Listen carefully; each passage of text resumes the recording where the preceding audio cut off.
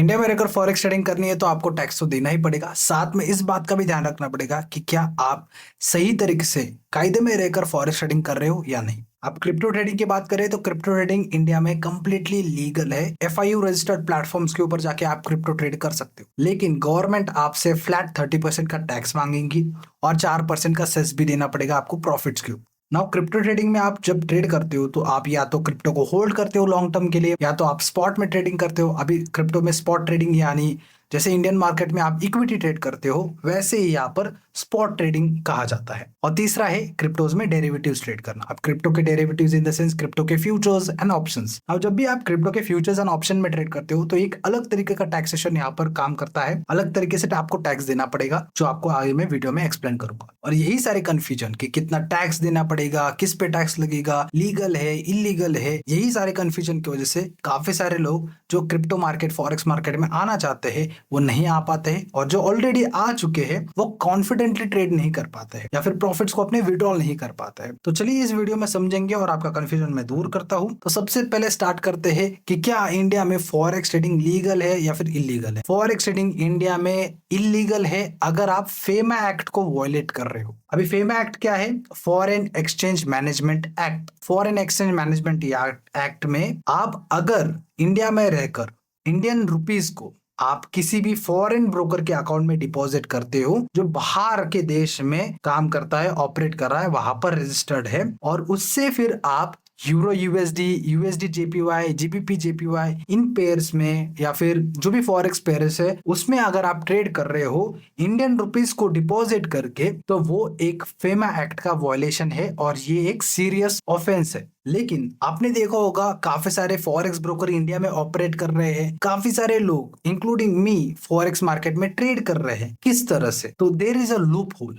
अब ये loop hole क्या है? जितने भी ब्रोकर से, फॉरेक्स ब्रोकर से जब भी आप डिपॉजिट कर रहे हो, उनसे विड्रॉल ले रहे हो, तो आप डायरेक्टली उनसे ट्रांसफर नहीं कर रहे हो, उनसे आप डिपॉजिट या फिर विड्रॉल नहीं कर रहे। यहाँ पर इंडिया में ही उनके अलग अलग एंटिटी, उनके साथ पार्टनरशिप है या फिर उनके ही एंटिटीज है, तो उनके थ्रू ये ऑपरेशन होता है या फिर ऑपरेट होता है। तो फॉर एग्जाम्पल अगर मुझे डिपॉजिट करना है मेरे एक फॉरेक्स ब्रोकर में, उनके अकाउंट में डायरेक्टली डिपॉजिट नहीं होता है, उनका एक दूसरा कंपनी या फिर उनके साथ एक पार्टनर कंपनी जो इंडिया में ही रजिस्टर्ड है, इंडिया में ही ऑपरेट कर रहा है, तो उनके थ्रू डिपॉजिट होता है मेरा। फॉर एग्जांपल मैं एक्सनेस यूज कर रहा हूं पिछले 3 साल से, मुझे उसमें डिपॉजिट करना होता है, तो मैं जब भी यूपीआई से डिपॉजिट करता हूं तो मुझे एक्सनेस का यूपीआई आईडी नहीं मिलता है, मुझे एक थर्ड पार्टी जो इंडिया में ही ऑपरेट कर रहा है उस कंपनी के अकाउंट में मुझे डिपॉजिट करना होता है, और फिर उनका जो भी है सेटलमेंट वो होता है। तो इससे जो फॉरेक्स ब्रोकर का जो अकाउंट है उसमें मेरा अमाउंट रिफ्लेक्ट होता है। तो यहाँ पर मैं डायरेक्टली ट्रांजेक्शन नहीं कर रहा हूँ फॉरेन ब्रोकर के साथ। और जब भी विड्रॉल करते हैं हम, तो विड्रॉल भी डायरेक्टली मुझे एक्सनेस से नहीं आता, मुझे एक थर्ड पार्टी से मुझे विड्रॉल आता है, यानी जिसमें मैंने डिपॉजिट किया उससे नहीं आएगा, मुझे और एक थर्ड पार्टी जो एक्सनेस के साथ पार्टनर्ड है उससे मुझे विड्रॉल आएगा जब भी मैं विड्रॉल रिक्वेस्ट करूंगा। तो यहाँ पर क्या हो रहा है, मैं डायरेक्टली ब्रोकर के अकाउंट में डिपॉजिट करके फॉरेक्स मार्केट में ट्रेड नहीं कर रहा हूँ, यानी जो पेयर्स है यूरो यूएसडी जीबीपी जेपीवाई, इनमें मैं ट्रेड नहीं कर रहा हूँ। नाउ इंडिया में आप फॉरेक्स ट्रेडिंग कर सकते हो लीगली, आरबीआई जो है उसके गाइडेंस में ही, उसके अंडर ही आप कर सकते हो फॉरेक्स ट्रेडिंग। वो कैसे? अब यहाँ पर जो फॉरेक्स ट्रेडिंग होगी जो इंडिया में लीगल है वो होगी सिर्फ आईएनआर पेयर्स में, जैसे euro INR, USD INR, GBP INR, इन पेयर्स में अगर आप ट्रेड कर रहे हो तो ये कंप्लीटली लीगल है, और ये आप जीरो द काइट ऐप जो है इंडियन मार्केट्स के लिए आप यूज करते हो उसमें भी आप कर सकते हो। लेकिन यहाँ पर यूरो यूएसडी जीबीपी जेपीआई इसमें आप ट्रेडिंग नहीं कर सकते, ये कंप्लीटली इलीगल होगा। ठीक है, तो गवर्नमेंट का एक सिंपल सा मानना है कि आप इंडियन रुपीस को फॉरेक्स ब्रोकर के अकाउंट में डालकर उसी रुपए से आप फॉरेन एक्सचेंज या फिर फॉरेक्स मार्केट में ट्रेड नहीं कर सकते। लेकिन यहाँ पर जो आपका पैसा है वो इंडिया में ही रह रहा है, इंडिया से ही डिपॉजिट हो रहा है और इंडिया से ही आपको विड्रॉल मिल रहा है। तो ये वॉयलेशन कहीं ना कहीं ये लूप होल है और इसका ही यूज करके फॉरेक्स ब्रोकर ऑपरेट कर रहे हैं इंडिया में। और ये टोटली आपके ऊपर डिपेंड है कि आपको फॉरेक्स ट्रेडिंग करनी है या नहीं करनी है। This video is for just educational purpose and learning purpose. So अगर आप डिसाइड करते हो कुछ भी तो वो सोच समझ के कर लीजिए। अब सेकंड जो क्वेश्चन है वो है कि अगर मान लीजिए मैंने फॉरेक्स ट्रेडिंग कर ली, फॉरेक्स ट्रेडिंग में मेरा प्रॉफिट भी हो गया, अब वो प्रॉफिट के ऊपर मुझे टैक्स कैसे पे करना है, मुझे आईटीआर कैसे फाइल करना है, मुझे आईटीआर में क्या दिखाना है। तो देखिए, आप जब भी फॉरेक्स मार्केट में प्रॉफिट कर रहे हो तो उसके ऊपर टैक्स पे कर रहे हो,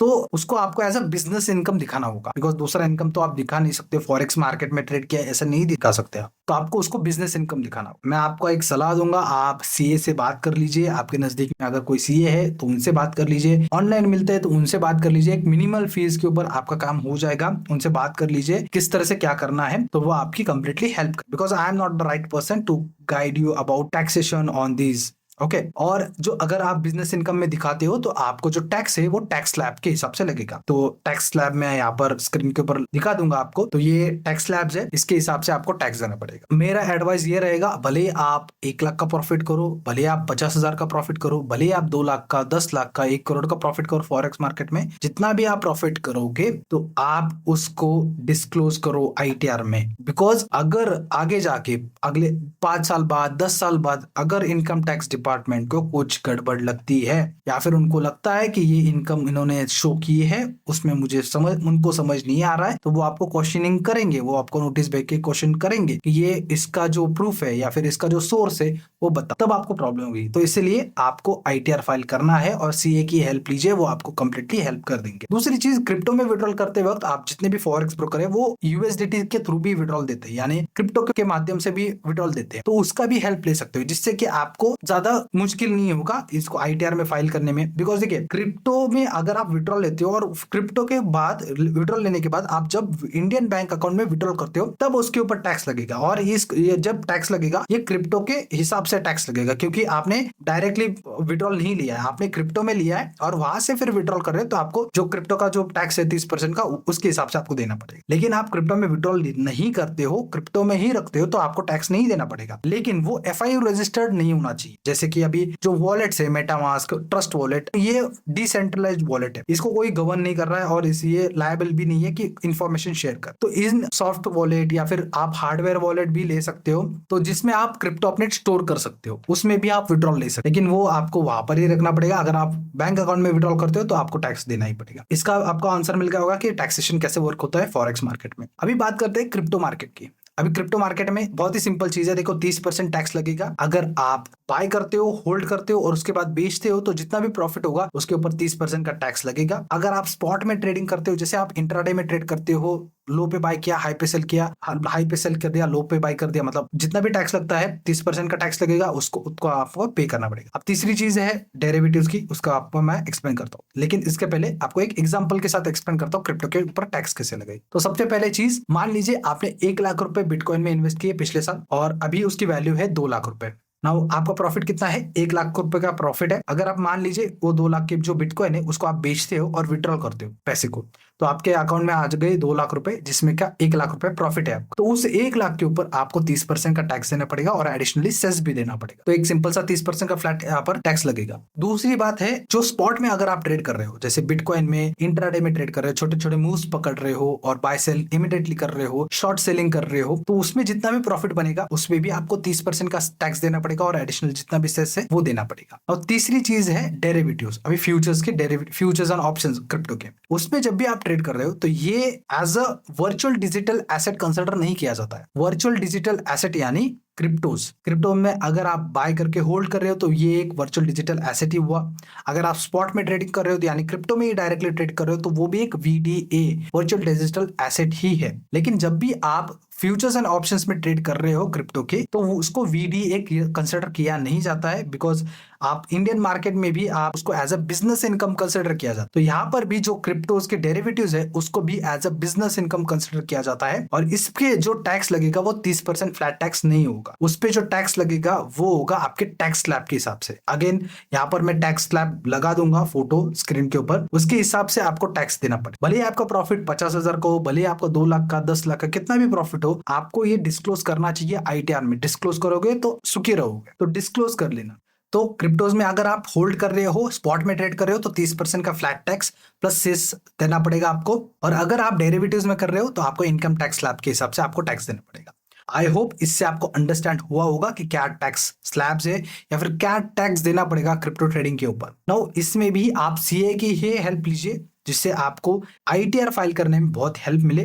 बिकॉज मैं सिर्फ आपको इन्फॉर्मेशन दे सकता हूँ, यहाँ पर 19-20 भी हो सकता है इस इन्फॉर्मेशन में। इसी वजह से आपको एक सीए की हेल्प लेनी चाहिए, जो टैक्स एक्सपर्ट है, जो ये सारी चीजें जानता है, जो फाइल करना जानता है, जो इन सारी चीजों को अच्छे से जानता है। उससे आप अगर फाइल करोगे अच्छा रहेगा। और अभी फिलहाल मैं क्रिप्टो में डेरिवेटिव्स में ही ट्रेड कर रहा हूँ, और इंडिया में एक ही बेस्ट प्लेटफॉर्म है डेरिवेटिव्स में ट्रेड करने के लिए क्रिप्टो के, वो है डेल्टा एक्सचेंज इंडिया, और उसी में ही मैं अभी ट्रेड कर रहा हूँ काफी दिनों से। और अगर आपको इन्वेस्टिंग करना है तो कॉइन डीसीएक्स, मुद्रेक्स, बाइनेंस, ये सारे ऐप्स आपको मिल जाएंगे इन्वेस्टिंग करने के लिए, स्पॉट में ट्रेड करने के लिए। लेकिन अगर आपको फ्यूचर्स में ट्रेड करना है, डेरिवेटिव्स में ट्रेड करना है, तो डेल्टा एक्सचेंज इंडिया को आप यूज कर सकते हो। उसका लिंक मैंने डिस्क्रिप्शन में दिया है। अगर आपको अकाउंट ओपन करना है तो डिस्क्रिप्शन में लिंक है, उसके ऊपर जाके आप अकाउंट ओपन कर सकते हो। 2 मिनट लगेंगे हार्डली। लिंक के ऊपर क्लिक करके आप कर लेना। अगर मैं फॉरेक्स ट्रेडिंग कर रहा हूँ तो अभी एक्सनेस में भी ट्रेड कर रहा हूँ, लेकिन मैं और दूसरे प्लेटफॉर्म्स में भी ट्रेड कर रहा हूँ, चेक कर रहा हूँ, अंडरस्टैंड कर रहा हूँ उन प्लेटफॉर्म्स को। तो that's it for today. And अगर आपकी कोई क्वेरी है, आपको अगर कोई क्वेश्चन है फॉरेक्स ट्रेडिंग, क्रिप्टो ट्रेडिंग के टैक्सेशन को लेकर, लीगैलिटी के ऊपर कुछ भी क्वेश्चन है, तो आप कमेंट में लिख दीजिए, मैं उसका आंसर करने की कोशिश